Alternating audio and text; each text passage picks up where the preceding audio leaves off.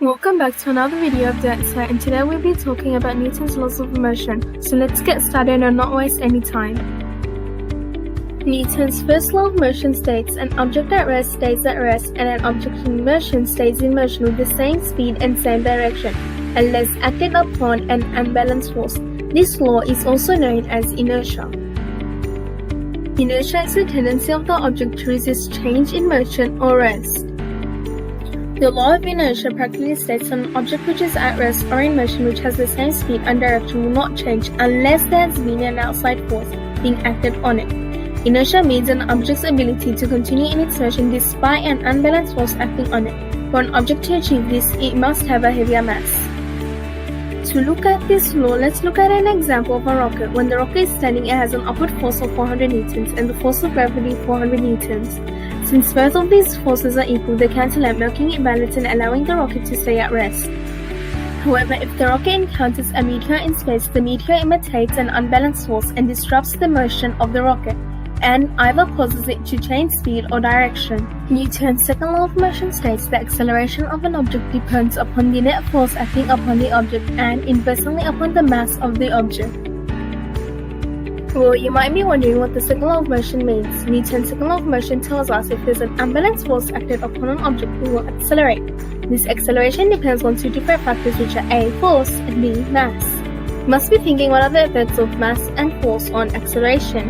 This basically tells us if the force of an object increases, then the acceleration will also increase. However, if the mass of the object increases with the same force applied, then the acceleration of the object decreases. This is how force, mass, and acceleration are linked and is shown through the formula F equals ma. Now let's look at the rocket. Let's suppose the rocket has a net force of 400 newtons and a mass of 50 kilograms, then its acceleration will be 8 meters per second squared.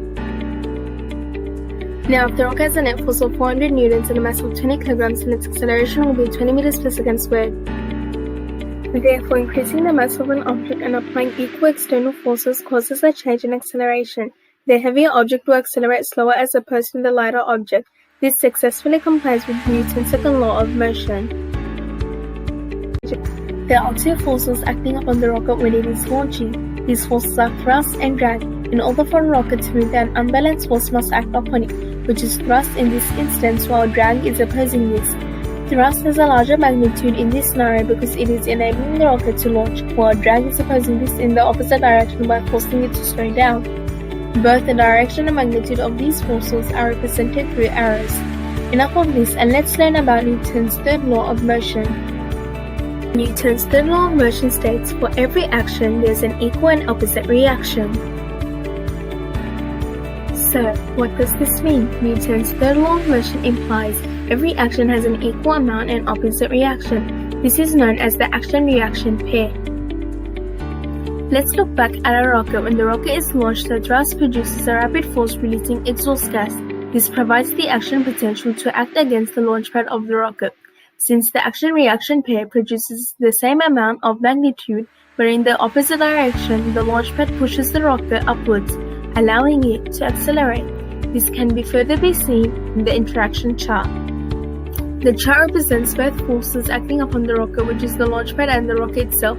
The arrows represent the direction the force is heading to and its magnitude. As Newton's third law of motion states, for every action there's an equal and opposite reaction. Both the forces have the same amount of magnitude but react in different directions, becoming an action-reaction pair. Well, time is up, and I hope you learned Newton's laws of motion in today's video.